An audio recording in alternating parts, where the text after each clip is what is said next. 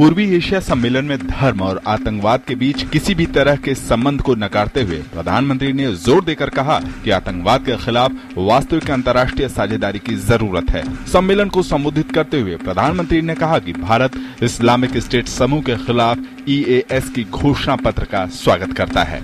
आतंकवाद और चरमपंथ की बदलती चुनौती का जिक्र करते हुए पीएम मोदी ने कहा कि नया दौर साइबर और अंतरिक्ष का है, लेकिन हमें ये सुनिश्चित करना होगा कि ये जुड़ाव और समृद्धि का ही जरिया बना रहे, न कि संघर्ष का नया डर पैदा कर दे।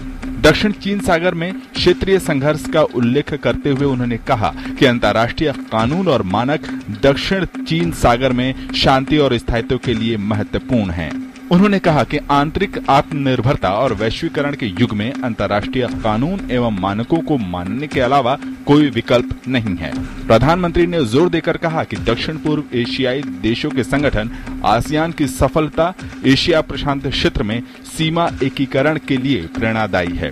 इबोला वायरस के संक्रमण का जिक्र करते हुए उन्होंने कहा कि इस बीमारी की रोकथाम में अंतर्राष्ट्रीय सहयोग जरूरी था।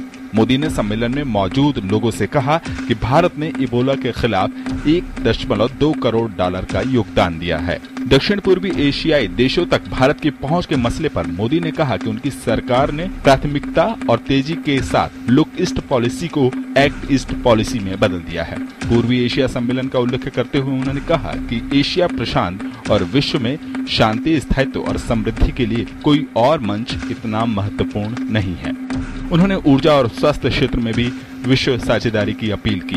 साथ ही उन्होंने कहा कि ऊर्जा के वैकल्पिक स्रोत के रूप में सौर ऊर्जा के क्षेत्र में अपार संभावनाओं को देखते हुए दुनिया को बड़ी साझेदारी करनी होगी। नेपी दाव से रवि धीमान और अनुज यादव, DD न्यूज।